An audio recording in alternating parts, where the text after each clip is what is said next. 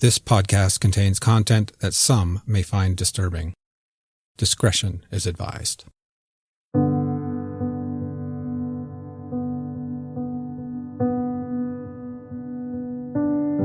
Previously on Dakota Spotlight. It was a difficult time. It was a difficult group of people to deal with.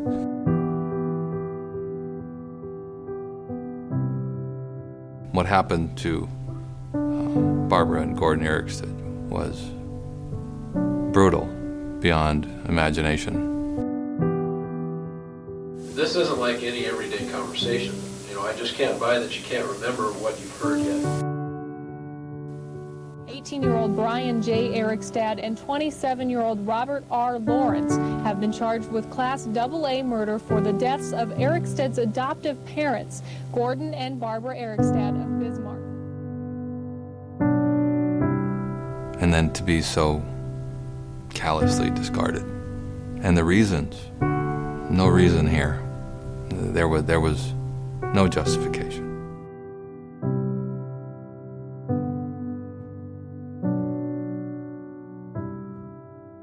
I suppose the fate of a runaway is that when you flee from one place to another, you concern yourself most with what dangers are in close pursuit. The potential threats ahead of you, well, you'll just have to cross that bridge when you come to it. Imagine for a moment that you are a runaway, a teenage runaway. You've spent about a full week in a house with some people you don't really know. You're supplied with a bed, alcohol, drugs. You sleep late each morning and then lounge around in the afternoon. Maybe you do some light shoplifting and then you party again that night. When Dave Pankowski and Carol Lander ran away 1 week earlier, they had no idea that they would be sleeping in Ryan Werner's downstairs bedroom on the night the Erickstads were killed.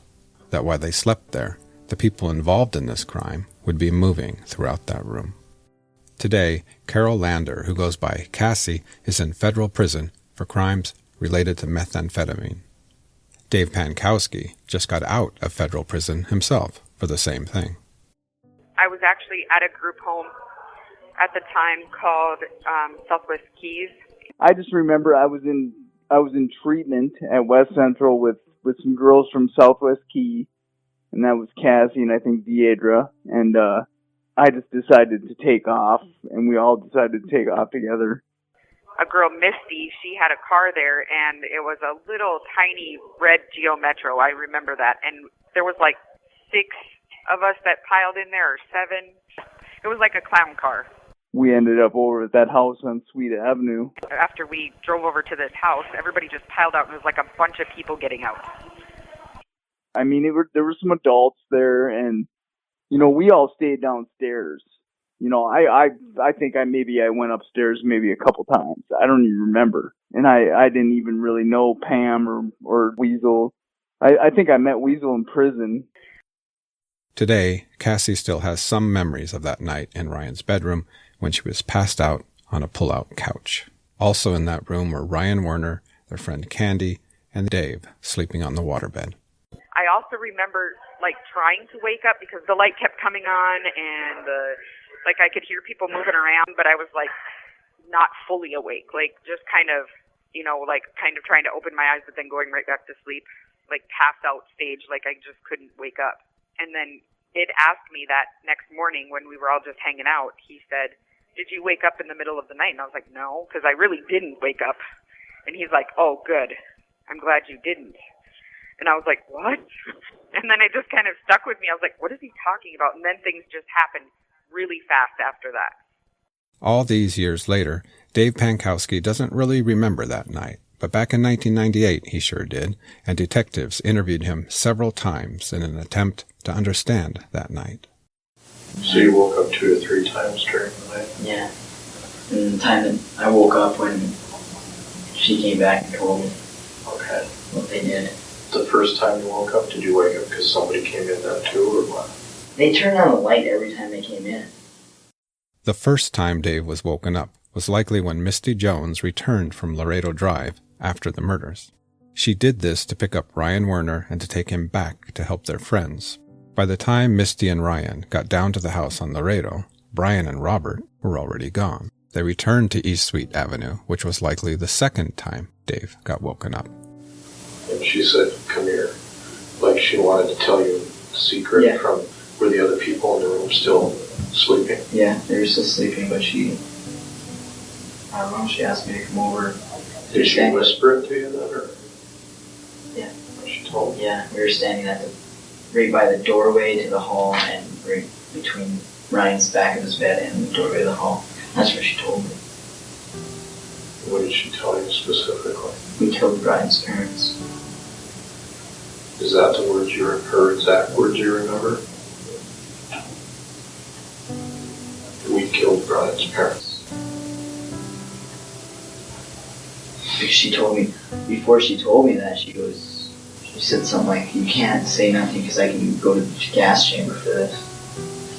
She said that before she told you? Mm-hmm. I'm sorry, she said what again? You can't tell anything about this? Yeah.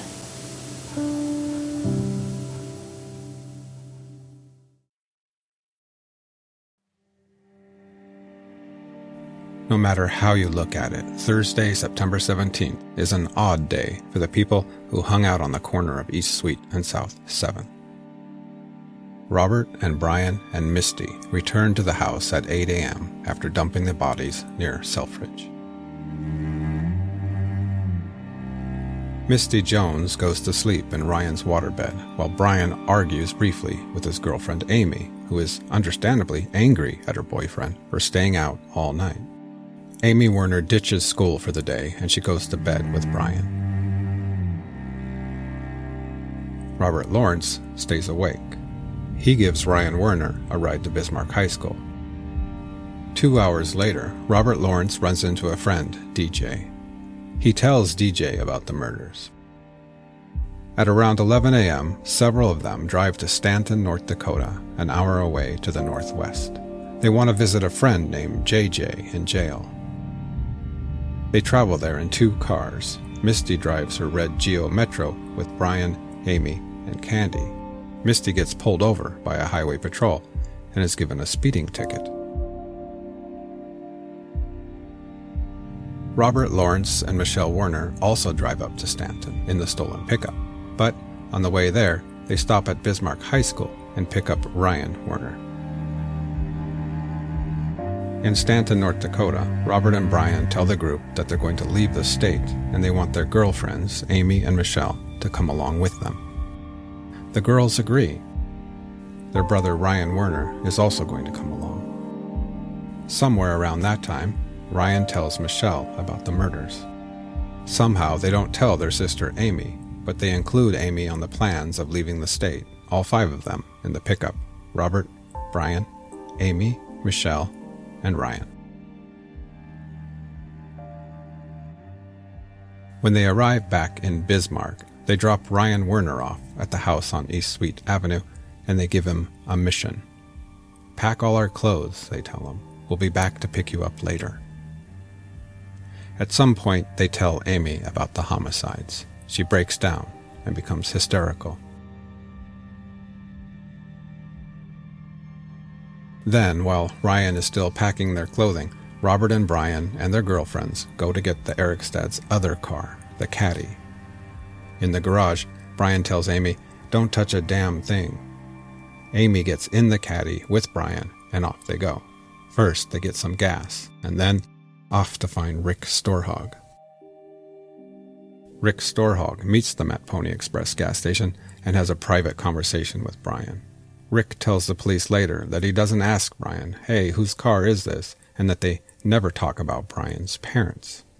He tells the police that he never sees Brian again, but that's not true. In reality, they agree to meet later at the Rapids over in Mandan.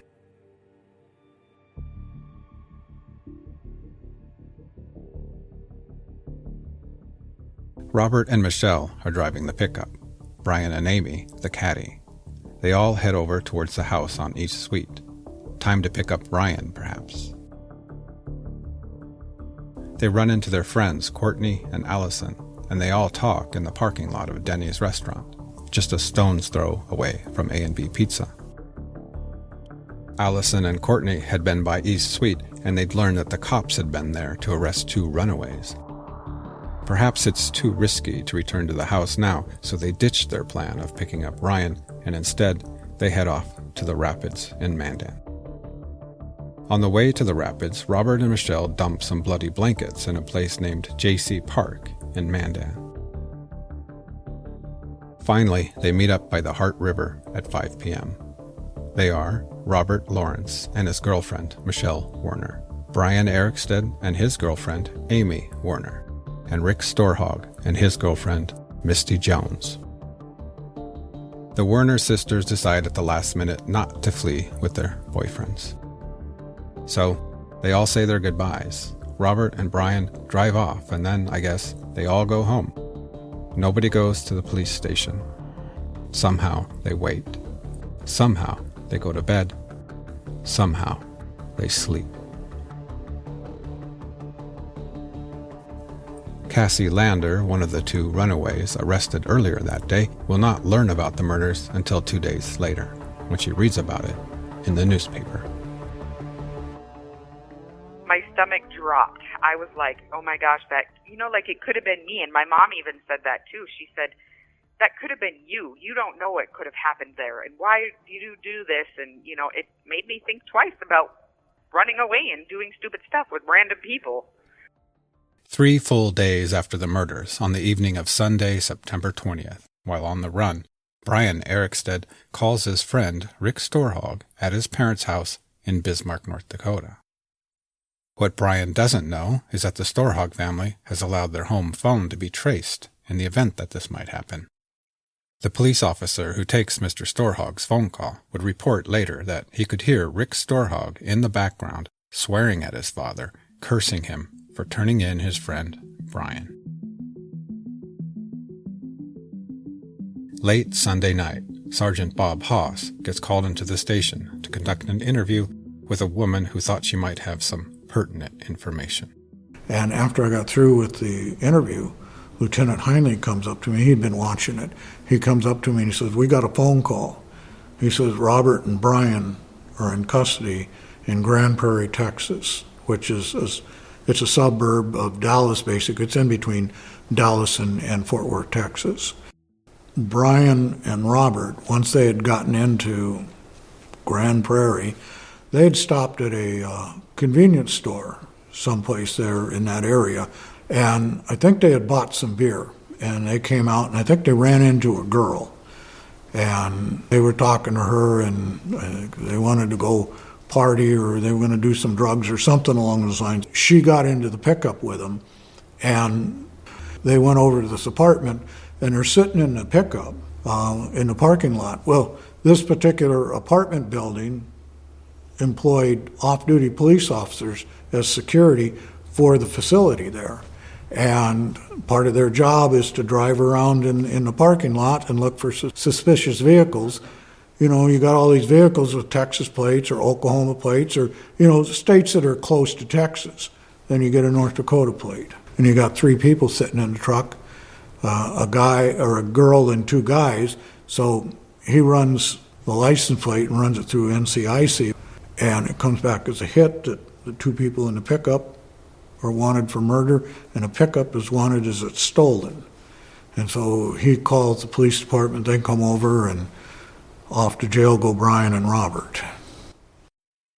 The next day, Monday, Bob Haas and his lieutenant fly down to Texas to interview Robert Lawrence and Brian Erickstad. Lieutenant Heinle got Brian up first. They brought him up from the jail, and he kind of explained to Brian who we were and why we were there. And then we had pictures of his parents that were taken in the field there in Selfridge, and they were Polaroid pictures, and he showed them to him. And then Brian, he gets a reaction, and then he appears to be crying. He puts his head over, and it looks like he's crying into his hands and stuff like that. And Lieutenant Heinle is asking him some questions, and we're not really getting anywhere. And basically, he says that he doesn't want to talk to us anymore. And so Lieutenant Heinle gets up to leave, and he's looking at him like he's going to do something. So, we kind of come into the room to make sure nothing happens, because we're watching all this on closed circuit, and we shut the door and we go back into the room where the closed circuit is, and you can see Brian. He just kind of sits back down in the chair and it's like he's composing himself, and he gets in and it's like nothing ever happened. He's just normal as can be after that. We bring Robert Lawrence up, and I go in to talk to Robert, and I show him pictures of the Erickstads, and he gets, how did that happen? And then Lieutenant Heinley comes in to talk to him again, and something goes on between the two of them, and Robert decides at that particular point in time he didn't want to talk to us anymore either. Another thing that we did while we had them, it'd been our experience that people who use knives to commit offenses such as this, with the blood that's involved, your hand's going to slip. And inevitably, you're going to get cut. You're going to have cuts on your hand and stuff. And we noticed that Brian had some cuts on his hand. And he really couldn't give us a logical explanation as to why those cuts were on there. So we ended up taking some pictures of them. And we also wanted to look at their shoes, because the amount of blood that we find in the house, there's got to be some transference. Somebody's got to have blood on them. So we're looking, and we can't really see anything on either one of the shoes that these guys are wearing. And so they're put back down in the cells and stuff. And I think it was getting close to lunch at this particular point in time. And I think it was Alan Patton gets a phone call. And he says, "Oh, yeah, I've got him right here." And then he looks at us and he says, "There's an inmate back at the facility that wants to talk to you two guys." I said, "Okay." So we go back to the jail, and they bring up this inmate, and basically, who are you and blah blah blah. Well, he doesn't know these guys. This is Sergeant Bob Haas. I'm Duffy Heinley. We're from Bismarck, North Dakota. We're investigators working on this case. Yes, sir. Okay. He's just an inmate there. And why do you want to talk to us? And he says, well, he said these guys came into the cell and everybody was, like they were all standing back like, ooh, these are murderers. They killed somebody. And he said, the big one, who was Robert, he was the bigger of the two, he said that a little bit later on he came over and he saw that he and I had the same shoes. And about 10 or 15 minutes later, he came to me and he asked me what size shoe I wore.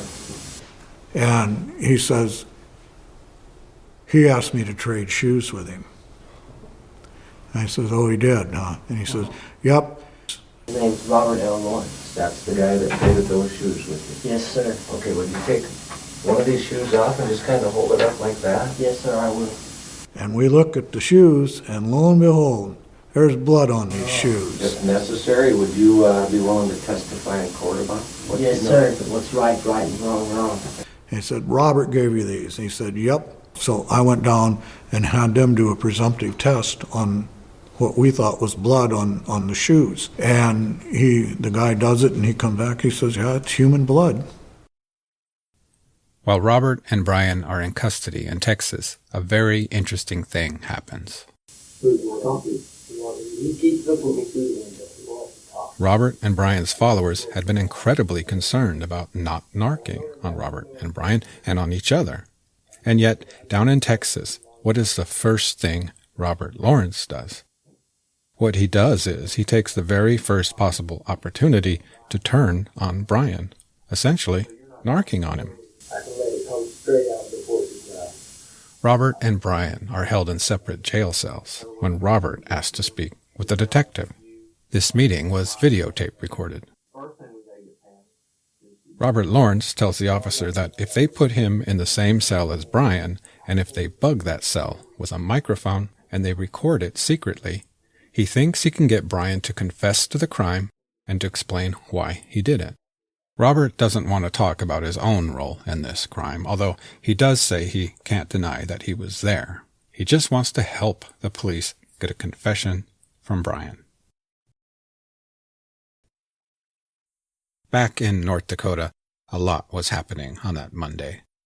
One of Rick Storhog's friends tells the police that Amy Werner and Rick Storhog were headed to Bismarck High School that day to beat up anyone who said anything bad about Barbara Erickstad. At 11 a.m., two young girls named Jossie and Michelle walk into the police station. They're students at Bismarck High, and they have some new, interesting information. They say Amy Werner had told a friend of theirs that there's still a bloody gas can in Misty Jones' little red car, and that when Robert and Brian left town, they had told Misty to go back to Selfridge and to burn the bodies. At around 1 p.m., Detective Halvorson gets a tip. There's a waitress at a bar in Mandan who has some information. She's friends with Michelle Werner, and Michelle told her that Ryan had helped to carry bodies. The waitress comes into the police department and leaves a statement. Then, a former foster mother of Michelle Werner calls the police department and tells them that Michelle had called her and told her all the details of the crime. She says, quote, Michelle didn't really seem to think there was anything wrong with what they had done, unquote. Then, on Monday afternoon, another search was conducted on the house on East Sweet Avenue, this time with a search warrant. Pam Werner's boyfriend, Danny, a.k.a. Weasel, was not happy. He asked to leave, and they said of course he was free to leave. He attempts to take his boombox stereo with him, but they stop him in his tracks. In the battery compartment of the radio, they discover drug paraphernalia, including a syringe. Weasel is arrested on the spot. During the search on East Sweet Avenue, the police also found some rubber gloves and a bloody towel.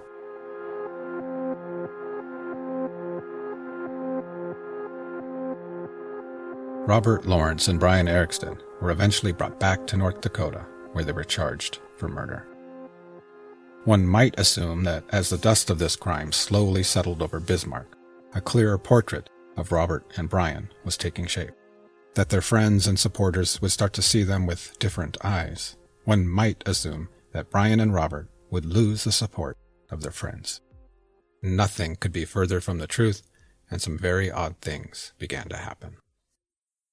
You know, now that I kind of look back at it, it's, I guess, how could you classify it as maybe kind of Charles Manson-esque? Two people died. They died a horrendous death. They should have never have been subjected to that. And yet, we've got these kids, I guess for lack of a better term, are idolizing the people that did it to them.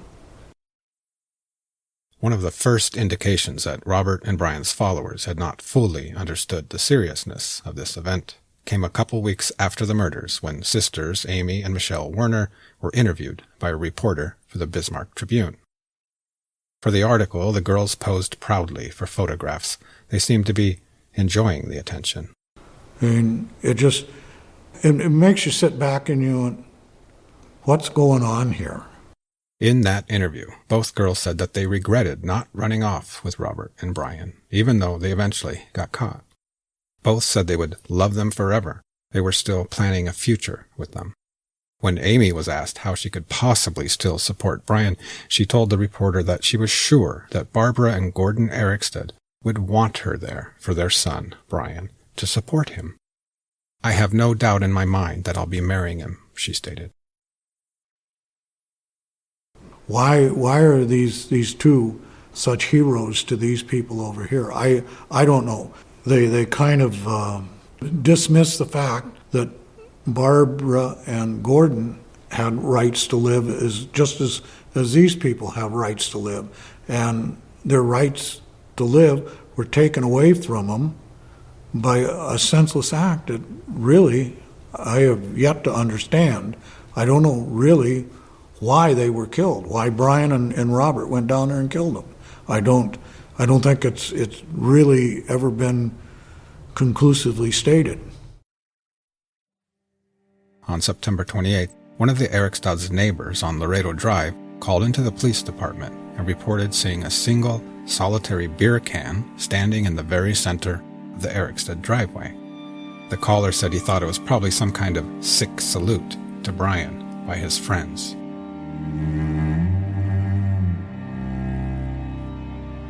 And then came other reports. Multiple sightings of the mysterious weeping woman, a girl with shoulder-length dark hair standing in the Erickstad yard, weeping night after night. She was seen looking in windows and going through the gate into the backyard. Then, in October, Detective Syseski contacts Misty Jones' mother and tells her that they are concerned for Misty's safety. He has information that the Werner girls, Michelle and Amy, had plans on coming to find Misty to confront her about her possibly testifying against Brian and Robert. A friend of Amy Werner's named Summer has informed the police that Amy said she would kill Misty if Misty snitched on Robert and Brian. Summer says she felt this was probably a joke, just a figure of speech. Summer also says that Brian Erickstad's buddy, Rick Storhog, has said not to worry, that he would, quote, keep Misty quiet, unquote. No such confrontation with Misty is known to actually have taken place. In fact, they all became witnesses for the prosecution and testified in court themselves. Michelle Werner, Amy Werner, Ryan Werner, Misty, Rick Storhog, Candy, and all the others ultimately testified in court for the prosecution. They did so, however, as they seemed to do everything, with a hint of defiance. A news reporter who attended the trial later berated them for their smirks on their faces and for their failure to come forward after the crime. It was difficult to understand and try to fathom, but we got this girl that is so concerned about Brian's parents that she comes down to alert us as to what had happened, even though she already knows what has happened. She had to have known. She claims that she was that close to Brian, and they're supposedly close, they're going to get married and blah, blah, blah, but yeah, she comes down, but she'll tell us a little bit, but she won't cooperate with us totally. And that's the thing, you know, Amy was really struggling with this, and she ultimately, Friday morning, was the first one to come forward and say something, sending officers over to the residence for a welfare check. But then she was very adamant that she was going to flee with them. She was going to go on the run with them. She was certain that they were coming back for Amy and Michelle, to take them, to go with them. You know, in her later actions throughout this, you know, the stuff that went on afterwards and the stuff in the trial and the stuff that ended up in the paper and stuff like that, it's just like, no, you know, you're still holding these guys on a pedestal. You're still worshiping the ground that they walk on, and you think that they're going to get off on this. You're fooling yourself. You know, we got a pretty good, strong case against these guys. They're not walking out that door, and if you think you're going to get married, you're going to be waiting a long time. But really, none of this compared to what happened just a few weeks after the murders. At some point, Amy Werner decides she needs to break into the house on Laredo Drive, Brian's parents' house, the scene of the murders. At the time, it's still a crime scene, taped off with signs screaming, "Police, do not enter." And Amy Werner did not act alone. Bob Haas remembers very well when he walked into the police department and was told that 6 people had been arrested for breaking into the house on Laredo Drive. She's bound and determined she's going to Brian's house. So I think she was given a ride, I think by the other guy that we ended up charging. I think his name is Steve Garvey or something, Gearing or something. And his girlfriend, I think, is Candy. They gave Amy a ride down there. And then shortly afterwards, I think Weasel, Naomi, and I think Crystal all come down, I think, in Pam's car. It is a crime scene. We've still got tape up over there saying do not enter. There's do not enter signs on the doors. It's taped off and stuff saying, you know, basically police line, do not cross. And what these folks didn't know is that we had portable alarms, and we could set them up to one of our channels and stuff like that. And we had that portable alarm set up in the garage. So the minute somebody goes in there and they trip this thing, then we get a recording saying, this is such and such, and there's been an alarm at 245 Laredo. The police responded that night, and they find, I think, Amy coming out of the house or out of the garage with stuff in her hand. They got Weasel there, they got Naomi there, Crystal's there. I think they were just coming out of the garage. And then I think Candy and Steve were sitting in Steve's car, and they're in the driveway. And it's like, what's the purpose of going back into the house? I don't know. But they all ended up getting arrested. All the juveniles ended up going to YCC. The males, the two adults, they ended up getting charged with Class B felonies and going to jail that night. I think it's a very disrespectful act. You knew what went on in there. There's no doubt in your mind. Why do you need to go back in there? So what was this story in September of 1998? Was justice served? What about Ryan and Rick and Misty and the others? What should we take away from it? What was it? Maybe it was a wake-up call to people in Bismarck. Back in that time period in 1998, people felt pretty secure and safe in their houses and surroundings and stuff like that. Yeah, we had our occasional stuff, and I'm not trying to downplay the stuff that went on, but we really don't have a lot of murders in this area. And then to have a double homicide like this carried out by these two guys and their group of followers, it's just, I think it opened people's eyes as to there is another side to what goes on after we shut our front door and stuff like that. There is a seamier side, underbelly, to Bismarck, North Dakota, and Mandan, North Dakota, and I think that kind of brought it all out into the forefront. And I think Bismarck lost some of its innocence at that particular point in time.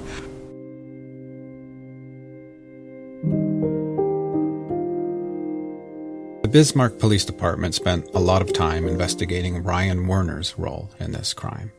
There were a lot of fingers pointing at him for a while, but in the end they concluded that he wasn't involved. He didn't load any bodies in a truck. He didn't go along to Selfridge. He was defiant, and he didn't want to narc on his friends, but as Misty Jones and her little red car crawled towards him that night, it seems that Ryan Werner was just a 17-year-old Bismarck boy, a boy asleep in the only home he knew and the only home he had, a basement at the corner of Sweet and 7th.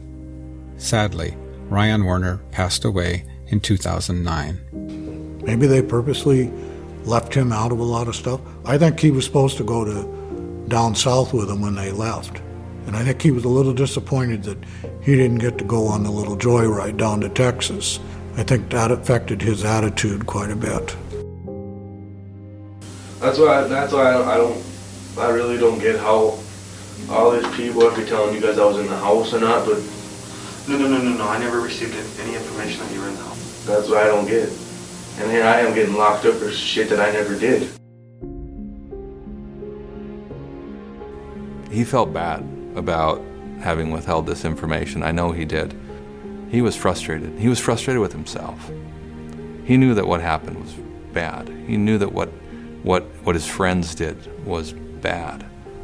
And that loyalty to his friends versus doing the right thing was just really getting to him.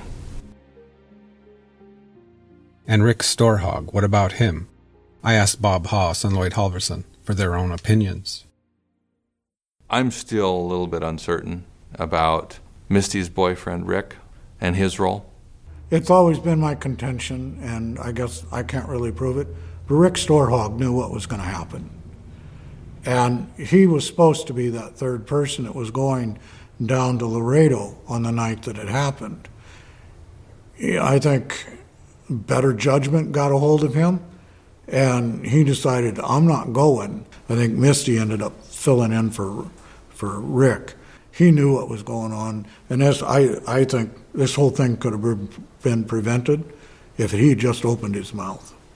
But he didn't, and I don't know what allegiance he feels that he owes to these guys, but Two people ended up losing their lives over him keeping his mouth shut. I can't say with any degree of certainty exactly what happened. I do know that at some point, Robert Lawrence, Brian Erickstad, and Misty Jones, they go over to Rick Storhog's place to try to get him to come with them. He doesn't answer the knocks on the windows and stuff like that. Arrived at the Erickstad residence on Laredo. They go into the garage, and from what I understand, Brian and Robert sit down and discuss how this is all going to go down. And Brian and Robert went in and stabbed both of them to death. At some point, Misty went into the house.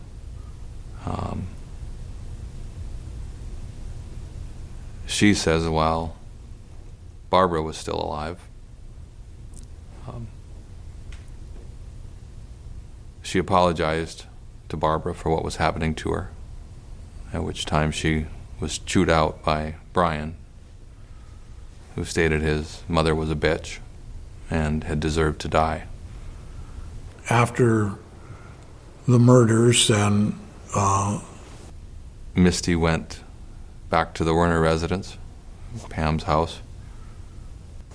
They go downstairs and they remove the blankets from a couple of bunk beds to wrap the bodies up. They loaded the bodies in the pickup.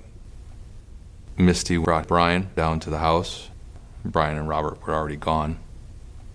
Ryan says he looked in the door. He could see all the blood. They went back to the residence at 701 East Suite. They take the pickup. They go over to 701 East Suite. Robert and Brian pulled up to the residence. They wanted Ryan to go with to dump the bodies. Ryan declined. But they left with Misty. Robert and Misty and Brian go down to Selfridge. Near Selfridge, where they dumped the bodies in a tree row. And what about Misty Jones and her role in this sad event? Helping to dump bodies near Selfridge? Driving Brian and Robert to the house on Laredo? Bob Haas and Lloyd Halvorson have slightly different opinions about Misty and her accountability. And a lot of people ask me, do you think it's right that only Robert and Brian were charged with criminal activity regarding these homicides, and that the others really suffered no consequence? I think the two people that needed to be held accountable were held accountable.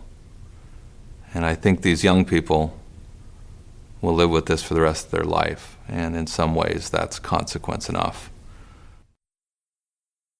Maybe I'm going to get raked over the coals over this, but she had an opportunity. She could have done just what Rick did. She could have walked away. She could have gone knocked on somebody's door saying, call the police, There's something going on over here. We need the police. She did none of that. I mean, if I remember correctly from what I understand about the trip down to Selfridge when she was with Robert and Brian is, I guess, he's starting to get emotional, and Misty consoles him. This is not, I guess, the actions of somebody that we should give some leniency to. I don't believe it. I think she's just as complicit as these other two. Sure, she didn't stab anybody, she didn't kill anybody, but there were actions that she could have taken that maybe it would have minimized some of this stuff. Maybe two people wouldn't have lost their lives. The evidence files for this case contain many letters written to Robert and Brian in jail during the time they were awaiting trial. Michelle Werner, Misty Jones, Rick Storhog, and many others wrote letters to Brian and Robert. Every letter Misty Jones wrote to Brian and Robert was littered with "I love yous," "I will always love you," "I miss you." You might think that a couple months would be enough time for a young mind, come to terms with the seriousness of these vicious and senseless homicides.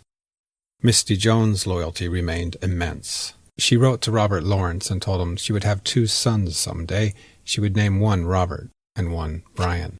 She wrote to Brian Erickstad and told him that he didn't deserve what happened to him. This was all bullshit, she said. He had had a rough life. She wrote them and said, when you get out of there, we're going to throw you the biggest party ever, and we'll all move to Mexico. She wrote to Robert and said, we will always be connected. I shared the contents of some of these letters with Bob Haas and Lloyd Halvorson. Bob remembered the letters well, as he was a supervising investigator and reviewed documents across the case. Lloyd Halvorson was unaware of the letters, or at least he did not recall them all these 22 years later. To me, it's a little bit surprising because, I saw Misty in that interview not wanting to tell the truth, being defiant, ultimately, cowering into the corner. And I could really tell, or at least I assumed she really understood right from wrong, and she really understood that she needed to tell the truth here. For 2 months later, to say something like that in a letter to the 2 people who put her in this awful position and exposed her to this awful crime, why would she come out and say that? He brutally murdered 2 innocent people. I asked both of these men if I could find Misty Jones today, if she was alive somewhere, what would they like me to ask her? I don't know, when you called and you talked to me about doing this story, it was just, I have yet to understand. I have my thoughts on why they were killed, but nobody has really conclusively said it, and it still to this day baffles me. There's been other stuff that I've worked that, you shake your head at, but at least they'll give you a reason on why. There's never been a reason, and I would welcome somebody telling me. No, the letters, I fully get her struggle to come clean right away during the interview. I respect her a great deal that she did come clean and she did tell us what we needed to know. The letters months later to Brian or to Robert, kind of reasserting her loyalty to them, her love for them. I'd love to find out what she was thinking at the time and how long it took her to overcome that and to think differently. Or perhaps she doesn't. Perhaps she still thinks to this day that the consequences imposed on Robert and Brian were unjust. I'd be really interested to know that. Coming up next time on Dakota Spotlight Season 3, The House on Sweet and 7th. I used to be Misty Jones, but I'm not that girl anymore. And the first time I realized, oh my God, there was 2 people died. We could just go in whenever we wanted, and if I needed a place to stay or anything, I could just, even if it was like 2 a.m, I could just go in and then go to bed. We didn't have to ask them for alcohol or anything. They just never came downstairs.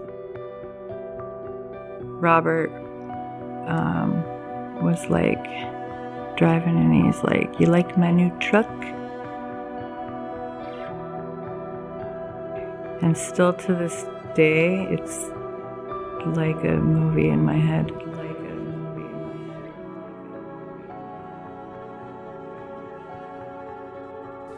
The House on Sweet and 7th is hosted and reported by me, James Woolner.